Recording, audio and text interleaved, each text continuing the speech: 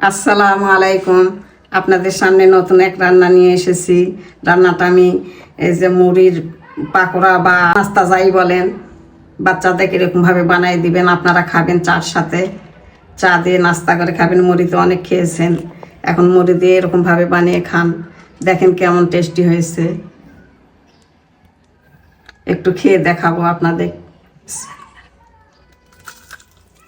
অনেক টেস্টি হয়েছে। উপরেরটা মসমসে, ভিতরে ছট আছে, সুন্দর হয়েছে। আপনারা এরকমভাবে বানিয়ে চা দিয়ে খাবেন। চলেন তাহলে রান্না এখন শুরু করি। এখন আমি ধুয়ে রাখা মুড়িগুলা দিলাম, এখানে ধুয়ে নিয়ে এসছি, ধুয়ে পানি নিগড়ে নিয়ে এসছি। বেসন দিলাম, চালের গুঁড়া দিলাম, কাটা মরিচগুলা দিলাম, আদা কুচি দিলাম, রসুন কুচি দিলাম, ধনিয়ার পাতা দিলাম, জিরার গুঁড়া দিলাম, ধনিয়ার গুঁড়া দিলাম, হলুদ দিলাম, স্বাদ মতো লবণ দিলাম, শুকনো মরিচের গুঁড়া দিলাম, কেটে রাখা পেঁয়াজগুলো দিলাম। এখন আমি সব কিছু একটু মিশিয়ে মেখে নেব।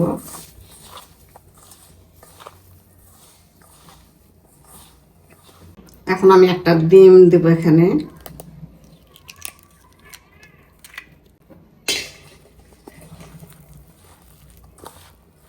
আমার মাখা হয়ে গেছে, আমি এখন এরকম ভাবে শেপ দিয়ে নেব।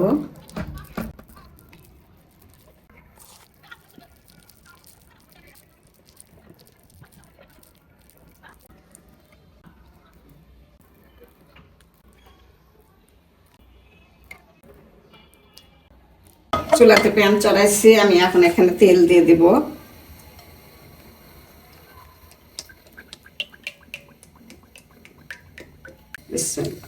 এখন আমি এগুলো দিলাম, বানিয়ে রাখাই এগুলো।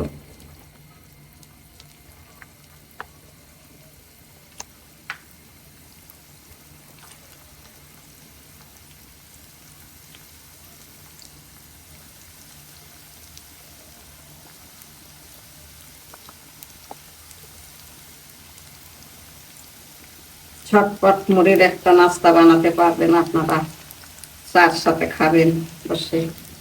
চা মুড়ি তো অনেক খেয়েছেন, এখন এরকম ভাবে বানিয়ে খান।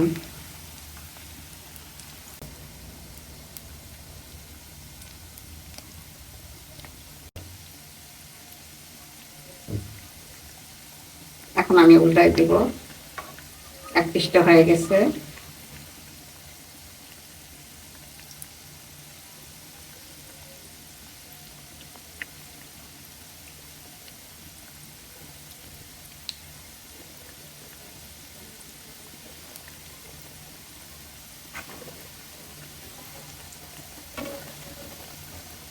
অতি সহজে ঝটপট একটা নাস্তা হয়ে যাবে কম সময়ের মধ্যে।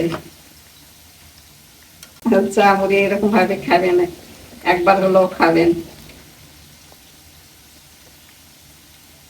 সুন্দর মজা লাগবে। এখন এগুলো আমার হয়ে গেছে, উঠাই নিব।